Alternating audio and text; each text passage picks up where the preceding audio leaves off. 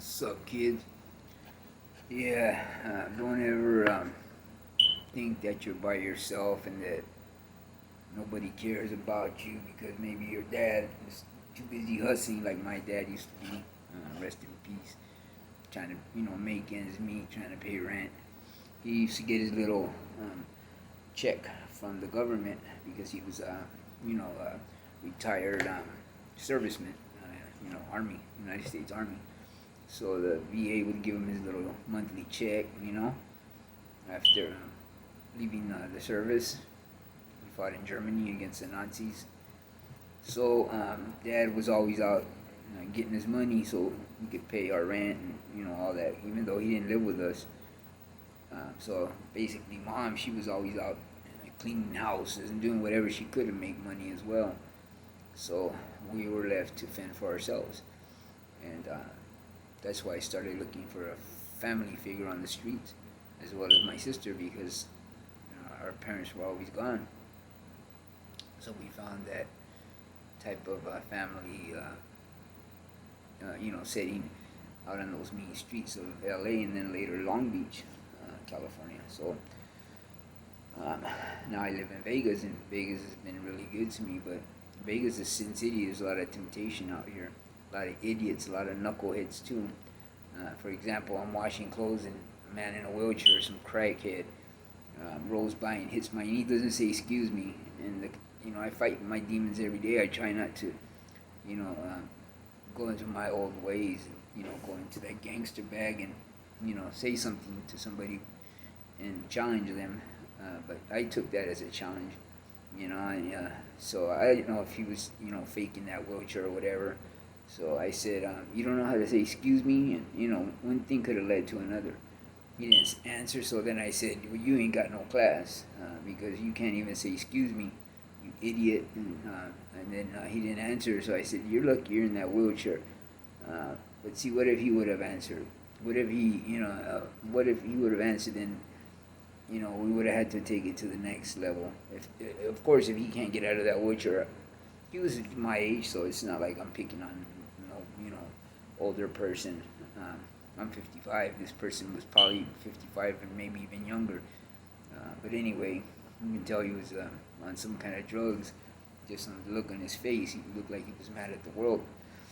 And that reminds me of those people in prison. I'm doing a little violation, and everybody around me in the ag-seg unit, in the administrative segregation unit, everybody is doing life or many years, because of the three-strike laws and people getting struck out. And here I am with a year violation, turning it into 2-3 years because of all the stuff that I was involved in. So you get those people in there that have that same attitude as that dude in the wheelchair. They don't give a F about anything or anybody because they're just done, put a fork in them because they're done. They ain't ever getting out. Or this dude probably was on some kind of drugs or something and he was hating life because of the situation, which I also can understand. Been there, done that. But even though I've been there, done that, even when I was pushing that line, I still had enough class to say, excuse me if I bumped into somebody. That's just the way I was raised by the, treasure chest of all good things. Behind the walls, he always was very polite. Could be a straight killer, the way he was, and the stuff that he was involved with back in Folsom and San Quentin in his time. Guy was no joke, but still, that's the man that told me, about fighting with the, correctional officers and what have you. Just let them do their job. They're not our homies. They're not here to, please list. They're here to do their job, and if they find something in your cell and they take it, that they're doing their job. So just leave them be. There's no need to be fighting with them. And now you're in the hole with me. Got a new case for fighting with two of them. And look what happened. They put you in a cell with some dude that was an enemy. He took off on you. You had to take off on him, and now you got that extra charge for attacking him in the hallway. And then I just want you kids to know that I'm here for you. If you ever need somebody to talk to, you can get a hold of me on the internet. I'll be more than glad to, be your big brother. You got family right here, kids. You're not alone. It's Armando Zambrano. You can look me up, internet, whatever. If I can help you out with any problem whatsoever, feel free to ask. I'm more than glad to help you out. And, two heads are better than one, like the big guy used to say. And two people put their heads together. It's far better than just one person because you got a more of a variety to choose from and to think and to ponder on and to come to a conclusion. When you have two heads put together as one, you can resolve issues more easily that way and use better judgment because you can talk things out with your comrade, your camarada, or whatever you want to call it, and find a solution to whatever problem should arise. So I'm here for you kids. But yeah, so looking for that father figure, that brother and sister figure out in the streets, kept leading me, getting me into more trouble because the people out on the streets, they have that same attitude like this dude in the laundromat that bumped my knee with the wheelchair. They have nothing to lose. They're hating life, and behind the walls you have those same people. And even when I was doing things, I would tell these kids, don't get involved in this. I'm involved in what's going on in this prison. Because they would say, let me do it. I want to stab them or I'll do it. No. You kids go home to your family, to your wives or your kids or to your mom and dad. I got this. I'm going to take care of it. You guys don't need to get involved. I got this. I'm the one that's making the decisions on this yard, and I'm the one that needs to handle business, other guys that are in that position, they're using these kids. 6 months to go home. Here's a shank. That dude needs to be handled because he's a child molester or a rat or whatever. And these kids are doing it with 6 months to go. I couldn't find that in my heart I couldn't find it in my heart to send some kid on a mission. That I'm in my 40s at the time, 30s, 20s, 30s, 40s, and I just couldn't see myself when I started getting 30, 35, 30, putting a knife in somebody's hand and sending them to do my dirty work. No, I'm not no damn armchair general. I'm going to handle this. So, one thing kept leading to another, and I just kept getting deeper and deeper in it, kids, because that's what you have to do in prison.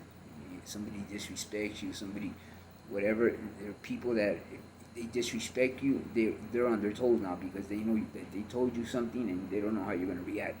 Next unlock, you might go to your cell, get your shank, go out to the yard and stab that dude. So that person is now on their toes and they're going to want to do something to you. That's the kind of people you find in prison. It ain't no walk in the park. You might bump into somebody going down the stairs or going into the shower or out to the yard, and that person might have just woke up like I did that day when that CO pushed me into a wall. I wasn't having none of it because I got a Dear John letter that night. So prior to that, so that person could be in the same situation. His loved one could have died, and they're doing life. They can't go to the funeral, so they're already mad and hating the world, and they're never getting out, and what have you. So, you might have bumped that person. Now that person, might be another race or whatever, and they're gonna handle you. So you have to take care of business. Somebody disrespects you, you have to do what you have to do to survive in there. So don't think you're gonna go in there and just program. Don't work that way. Everybody, whatever race you may be, you have to run with your people. And every ethnic group in there has a prison gang that sponsors them. So you gotta get caught up. Unless you're a Christian, but like I said, them guys. I never was a Christian in prison. Now I am, but I never was in prison because I'd say to myself, man, if I can't be a Christian on the streets, why should I be one in here? So let me just do my time, get out, and maybe someday I'll become one. And sure enough, God heard somebody's prayers because nowadays I'm not with the violence. Unless somebody pushes me or puts their hands on me or disrespects me, of course I'm going to react. But, I don't go looking for it. It's just the way it is. I can't. God knows the way I am. He knows that I lived a hard life, and if somebody steps on my toe and they don't say excuse me like that guy in the laundromat, I'm gonna say something. And if they get in my face and they want to handle business, well, I can jump in that trick bag, that old trick bag of mine, and pull out a rabbit out my hat, and pull that gangster rabbit out my hat, and handle business. There's nothing stopping me but the wind, the air, and that's not a whole lot. So yeah, but I nowadays I try to use this instead of these. See, I love to box, I love to fight, but in the ring. So don't let that, don't get it twisted. You know what I'm saying, kids?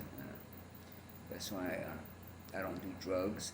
The only drugs I do is what the doctor gives me for the bullet in my spine, and that's it. I don't drink. I don't smoke any drugs. I smoke a cigarette every now and then. That's why I have a raspy voice. I shouldn't because of the one lung that I have, but it's the only enjoyment I have. I drink coffee, but I don't drink alcohol. I don't shoot drugs. I don't smoke drugs. I don't do anything. So I guess I'm a square from Delaware these days, but I don't mind. I've been there, done that, many years of doing drugs. All it did was just tear my body up, and just, it was a terrible life to live, I was walking the streets for days, hustling and trying to get the next fix and doing all this crazy shit. So, yeah, I'm cool with all that. I've been there, done that. I don't need it. I don't need to get high. For what? Just give me my pain medication and let me feel some relief, and let me train somebody to fight, and I'm good to go. See what I'm saying? I love to compete. I love to work out. I go to the gym. I pump iron. I go to the boxing gym when I can when my mom's not sick. Anyhow, so we'll get to the prison stuff so you kids know what you're getting yourselves into. You do want to push that line.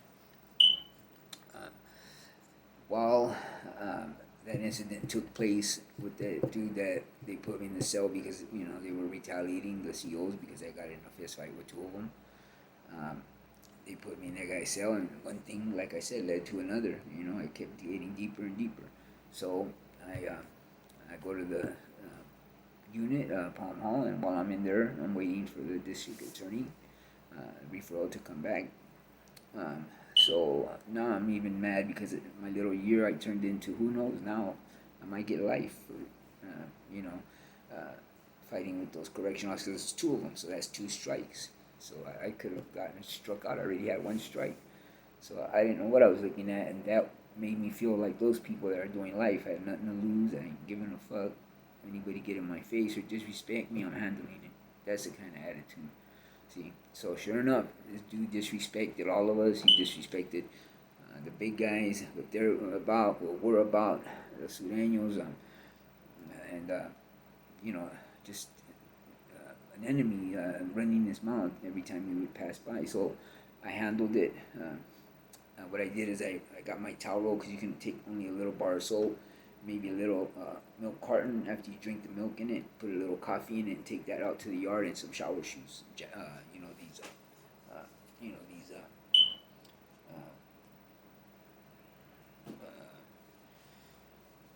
thongs or whatever they're called.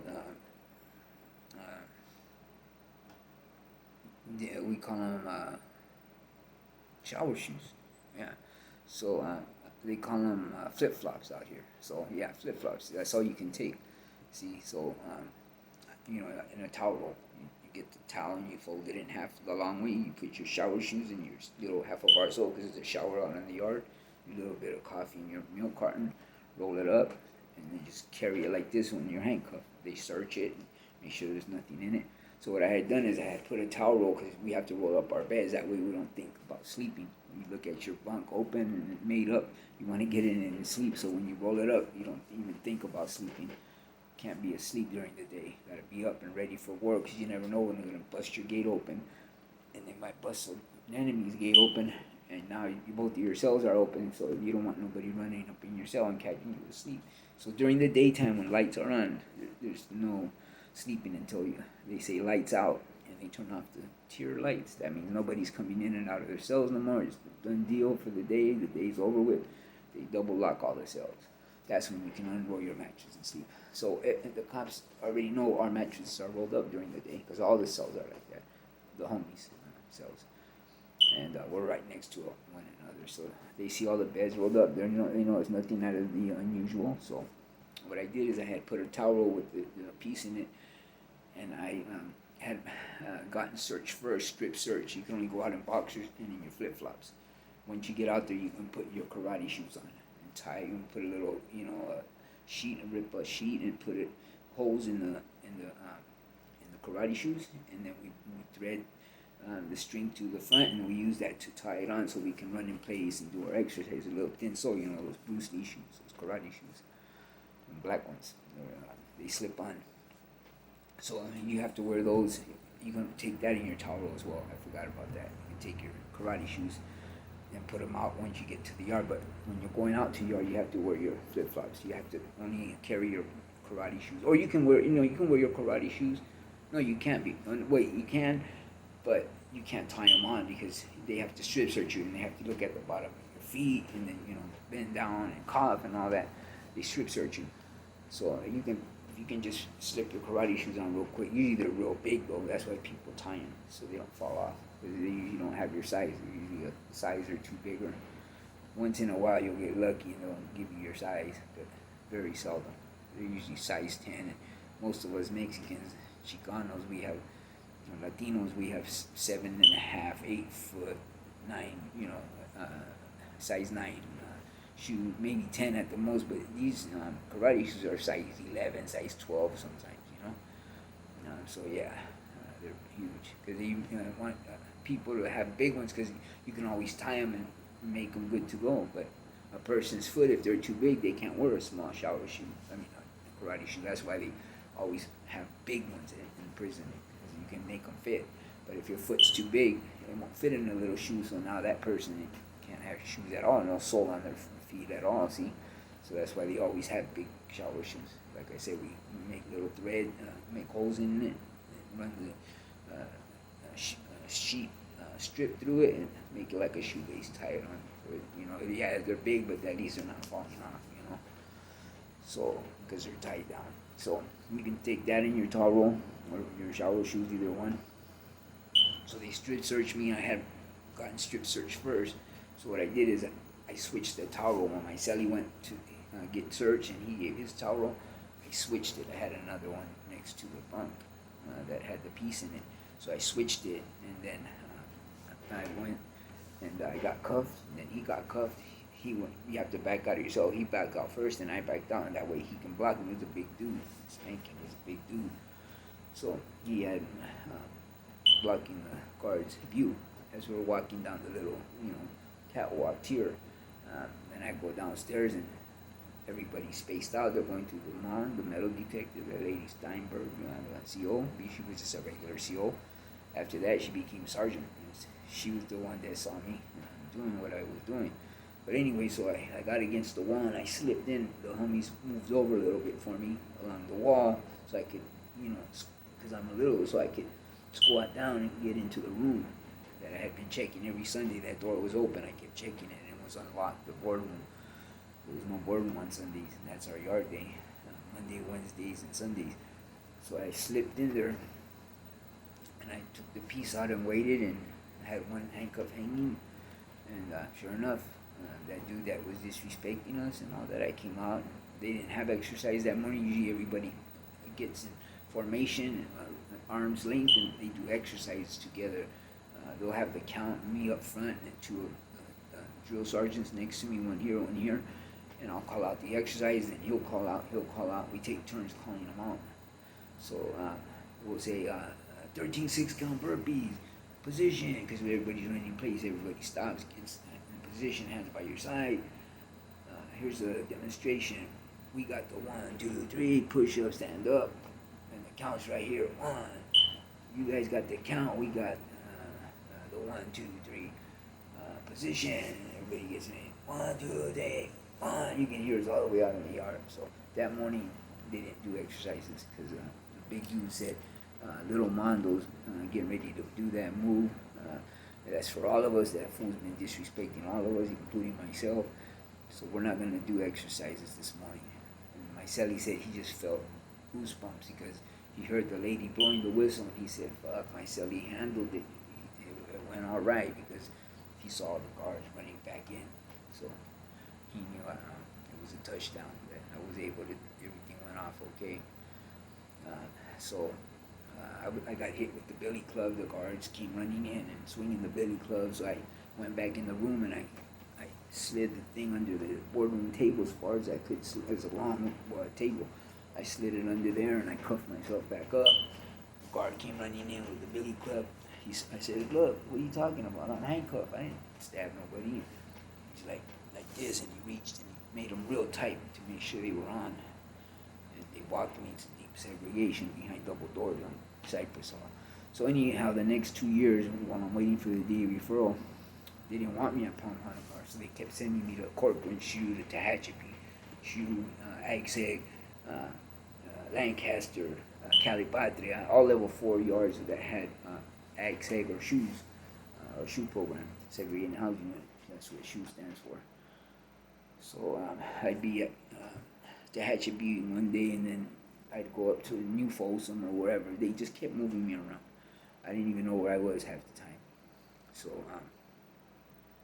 I was really hating life more because all my mail, my property, it kept getting lost because I kept getting on this bus, that bus, this bus going to wherever, this bus going to Donovan, or this bus going, next thing you know, I'm going from Donovan to Calipatria, from Calipatria, going back to Wasco, and from Wasco to Delano, and then from Delano to wherever, Soledad. I just kept moving me around. I never made it as far as Pelican Bay, but everything else, believe me, I've been in every ag seg there is, except for Old Folsom. I was never there either. But anyway, so it was madness. It was madness living that way. I could never have my addresses to right people because you get on the bus just in a jumpsuit. Your property goes on the bus, but mine kept getting lost. That was part of the get back. I kept losing my property, which I'm not mad at them. It's nothing personal. I got in a fight and I came out of my cuffs with them. I got in a fight with 2 of them, and then did that stuff on that guy in the hallway when I came out of my cuffs, and then again in the hall I came out of my cuffs. I was just a problem child. They were treating me like one because I had it coming. I was doing dirt, so they had to retaliate on me. They're doing their job, nothing personal. I'm not mad at them. I still gave them the respect, I said, you got to do what you got to do just like we do. It's like the big guy told me, we got a job to do, so today, nothing personal. Let them do their little 8 hours, go home to their families, feed their kids, and that's what they do for a living. They're not the homies. Once again, we can't call them rats when they go and testify on us. If they would have testified on me when I did that, came out of my cuffs, they would have the right to do that because they're doing their job once again. So I have no right saying you're a piece of shit, a rat. No, because they are once again doing what they get paid to do. So once you start recognizing that, things will start panning out a lot smoother. It won't be a bumpy ride anymore because I used to be hating them on them. Fucking this and that, F you. Nah, man, you know what?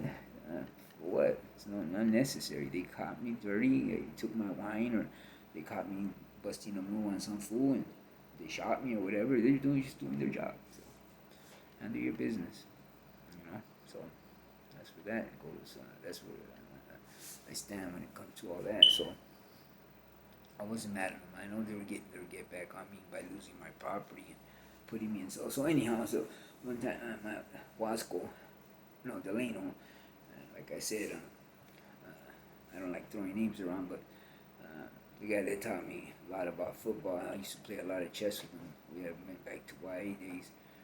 He knew that I could slip my cuss because they sent palabra to him that I had done that at Chino, and I guess they said look out for me or something because when I got there, your treasure chest of all good things sent a message in the form of a kite. I took it to him, and he shot his line to me. I tied it on there. He took it, and next thing I know, the next day he says, "Hey, you want to move in here with me, Mondo?" And I'm like, "Yeah, why not?" So we made a cell move, and a sheet. We turned it in. They put me in a cell with him, and we started playing chess. And one day I just said, I don't know where they're going to be sending me because you know how they keep transferring me around from one prison to the next and losing my property and all that. My box of property never gets to its destination because I keep catching this bus to that prison, and then my box goes there, and I end up at another prison, and that box a month later follows me to that prison, but from there I went to another one, so it can never catch up to me. So I said, I don't know how long I'll be here, but as long as I'm here, we'll continue playing chess. And one day he went to yard, and I went to medical, and just to go for a walk. We do that so, to have privacy, you know. He'll go out to the yard. We usually go together, but every now and then, you know, I'll say, you know what, go ahead and go out to the yard. I'll just say, big guy, and I'm gonna go to the law library, or you know, just to get away, give each other some space. We're always in the same cell together, same little yard together, because we were both on walk alone. So we had to sign our names saying that we wanted to cell up together, because he was on walk alone status. That means no cellie, and so was I. So we became cellies, and anyhow, one day it was a rookie, and he messed up too because he didn't black box my cuffs, and there was a cell upstairs where there was a dude, Chicano dude, an enemy. You know, we go at it with, you know, the Norteños and the Texas syndicates and just different, you know, Chicano prison politic type of gangs, you know. And I'm not gonna say where this dude was from, because I'm not into all that disrespecting people online and all that over the internet. I'm not no cell soldier, so I just say some enemy. The guard walked me back, and they were always taught to go, like, once again, wherever they send you, and you represent, you don't rank out. And so that day, that rookie took me to that cell up there, and he thought I lived up there. And I'm not going to say I don't live in there. The dude was on yard, because that was yard day when I got back from medical. So I said, yeah, that's my cell. He said, all right. He opened the door, uncuffed me. So what I did is I hid under his bed. I said, well, I might as well get with this dude's program, you know, because he's an enemy, and I got access to him. The guard accidentally put me in a cell, so I was waiting for him, and my cellie got back from yard, and for some unknown reason, that guy that I thought went to yard wasn't at yard. He was at law library or medical or somewhere. They took him somewhere because he was gone for the longest. Who knows? They could have been debriefing him for all I know. I don't know, but he was gone for the longest. My cellie got back, and he's smart. He's done a lot of time. He's been around. And I heard over the tier, Mondo, where you at? And I knocked on the neighbor's door. They were homies. And I go, hey, or you know, so and so. And he comes to the screen, you know, the little chicken in the hole. That's how they have it. They have little holes so you can't spear nobody. And I'm talking to him, to the mesh. I go, hey, this is Mondo. I'm right here next door. He goes, what the hell? How'd you get in there? Like a rookie. When you guys were out on yard, they put me in the cell right here, so I said, fuck it, I might as well wait for this fool to come back. I'm gonna hide under his bed, and when he comes back, we're gonna go to duke it out. We're going to Duke City, which, you know, of course I had to have, you know, something. So that's why I knocked on his wall. I said, let me get that hard candy, homie. So he goes, hold up. So, because we have to get permission, you know, we can't just do things. So he got permission, and my cellie said, handle it. He's already in there. So he said, make a line. So I got that guy's boxers. I ripped his boxers up, made a line out of the elastic in his boxers, and I ate his lunch. I got his milk carton. He smashed it, put his soap in it, made a weight, shut the line out there. We tied on. I tied on, pulled the toy in. We just call it hard candy. Pulled that in. So now I'm waiting for him, and under his bed. And you know what? It was the most craziest thing, because next thing you know, I guess my cellie saw the guards looking for me, because it was count time. They had done count time, and they were asking my cellie, where's your cellie? And I go, I don't know. He went to medical. I don't know where he's at. He's medical. You guys took him to medical. So now they're looking for me. So all of a sudden, my cellie does sign language to the neighbors, you know, the homies from, I'll just say Ventura, from Chicas. I would say Chicas, the homies. They were both cellies, and they were both from the same hood. They knock on the wall. They say, hey, homie, said to send that back, because they're looking for you, dog. They might rush up in there any second, because they're looking in the cells. And so that rookie, he's trying to figure out where he put you. And so I said, all right. I tied on, and sure enough, man, I'm glad that the big guy noticed that, because I was under the bed. I didn't see them creeping in, looking for me with the flashlight in people's cells. looking to see where I was because at count time I wasn't in the cell, so they knew I was missing in action. So I couldn't see all that because I was in the bed. He saw it, so he caught on. And sure enough, they sent me the line. I tied that thing back on it, and they took it. Sure enough, man, I guess the rookie remembered. He pounded on the cell door, and he's like, "Sobrano, are you in there?" Because they can't just walk in because they don't know if I got something or I'm gonna attack them. You know, they're doing their job. I didn't answer. "Zambrano, are you in there?" I didn't answer. I was under the bed hiding. All of a sudden, I hear, "Just go get the goon squad. We're gonna have to cell extract this dude because he's not gonna answer up. I know he's not gonna tell on himself, so we're gonna have to rush up in there." Maybe that was part of their strategy. They wanted to get with my program. Who knows? But I'm not answering. I'm hiding still till the last minute. I'm not gonna, blow my cover. So, sure enough, 20 minutes later, there's the gooners at the door. Big Bertha, the tasers, all that, things that they use on us when they sell us strike. That means they run up in there, they beat your ass with the billy clubs, they tase you, they shoot you with the block gun, Big Bertha, we call her, the 37 millimeter. They shoot you with the mace gun, the the paintball gun, and it hurts as hell. You get bruised. I've been shot many times by those things. Then they billy club you, and they shoot the taser hooks. They've shot me before. One here and a taser hook here. They had to take me outside hospital and have them surgically removed for another cell extraction, but at the L.A. County Jail. When they broke my nose, they dislocated both of my knees with the steel toe boots. They kicked me during another cell extraction. We were protesting. He said, "Nobody give their trays back. And when you don't give your trays back, they have to come in and take it from you." And when they do that, they send the gooners in and they kick your ass real good. I mean, you can try to fight back, but they have shields, and they have a big shield here, a shield here. They have masks on because they throw a stun grenade. Those little pellets go everywhere, and then they throw a grenade in there. Then they mace you, and then they shoot you with a taser, and then they billy club you. They shoot you with the block gun, the Big Bertha, all that. So one weapon leads to another. First, like I said, they throw the stun grenade. The little pellets go everywhere. Then if you don't cuff up, then they throw in the smoke bomb. They throw that in there, and then you just cover your face, wet it, the t-shirt. You still don't come out cuffing up. You don't come to the bars to cuff up. Then they shoot the paintball gun at you. Pa, pa, pa, pa, pa, pa, pa, the little thing on top. They unload that on you, and then they say cuff up. You don't cuff up, then the next thing is the 37 millimeter, the block gun. They shoot you with that. They're supposed to bounce it, and then the block bounce and hit you, but they don't. They shoot you head on with it, and it hurts like hell. Knock you off your feet, on your ass. That's how hard that block gun comes out. Kids, that ain't no joke. So they shoot you with that, and then they say cuff up. You don't cuff up, and they already used the paintball gun, all that. The tasers, the smoke bomb, the stun grenade, Big Bertha, and then next is they put the biggest dude, like 6'6", 300 pounds, the biggest correctional officer or deputy in the front. Then they make the tower open the cell door, and then they run in. Like I said, you can try to fight, but you're gonna hit shield, big shield, big dude behind the shield. He gets you against the wall on the ground, and then they all hit you with the billy club. They mop you up, and then they shoot you with the little taser gun that shoots the hooks. That's when they shot me here and here.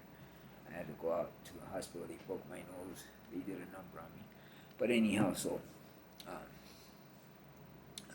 they come in the cell. They get me out. They pull me from under the bed. They didn't really kick my ass that time though. They just turned me over. They hit me a couple of times, but they just turned me on my stomach and cuffed me up and pulled me out of there. They carried you off. Had me by the handcuffs, the back of the handcuffs. This is the dude that likes to slip his handcuffs, and they put me in the stand-up for the longest. I was in there for like hours in my cell. I was right in front of his cell, and he has a plastic piece over. Our cell had a plastic over it, and I could see him behind the plastic, the plexiglass, just shaking his head, like laughing, and I'm like butt naked because they stripped me down they took my boxers and my jumpsuits. I went, like I said, out to medical or law library or something. I don't remember, exactly. But yeah, I went out in a jumpsuit, so they searched me after they extracted me, butt naked, threw me in the stand up. I was there handcuffed for the longest, and it's nothing nice, the kind of stuff that you go through, and so now I get an attempted escape because I was in another cell. I messed up the count, so now I get another charge. So who knows what I'm looking at now? See, one thing leads to another, kids, in those places. So I go out to court, but they send me to L.A. County. While I'm there, one of my homies, I'll say his name because he's been done for the longest. Champ, little Kiko, he had shot one of my homies out on the streets, and he was running with this other cat, and they're both in the county. And the dudes are enemy, and this dude's taking guns from the homies and selling it to this dude for drugs. And the dude's a high roller. He's giving them drugs, and they're both buddy. And then this dude, I go to the high power. No, actually, when I went back to court, they put me in a regular unit, and while I'm in the regular unit, I'm going out to court. Of course, I'm not going to say, hey, I don't belong in general population. I belong in the high power module. They missed me. For some reason, it didn't show up on the computer, so they put me in general population when I came back from court. That's what I think happened. My file wasn't at the county no more. So I was supposed to be red band, high power, but they didn't slam me. So I went to mainline. While I'm there, the dude Kiko, he's in high power though. I guess he didn't want to be on the general population. I don't know what the hell, but he was in the red band, high power. I was in the general population. But his buddy, our enemy, that was in there for shooting up my homie's house and almost hitting a little kid. I was going out to court, Long Beach court, and so was he. And he was bragging about it in the cell, and I got tired of hearing his mouth. And I got up and I said, check this out, I'm from Longo, homie. You got something against my body? Let's handle it. So he's a kung fu expert. The homies that are watching this know who I'm talking about. Dude's a black belt. And I'm a boxer, everybody knows that. So you can just imagine the kind of fight that we had. But anyhow, he made everybody get up on the benches. And it was only one of my homies, Lobo from Viejo, was there with me. When he's like, Longo, he got up. I said, just watch my back, homie. That's it. And Rocky from Weemon's a big homie from Weemon's, a big dude. He's not a big homie, he's just a big dude. That's what I meant. And he's a big old Mexicano. He's up there. And there's a couple other camaradas, but we were short. And we had, like I said, a lot of different enemies in prison. So anyhow, me and this dude started fighting, and we fought so hard that he was busted up, I was busted up. He was doing his kung fu kicks, and I was doing my boxing. We just kept going from that.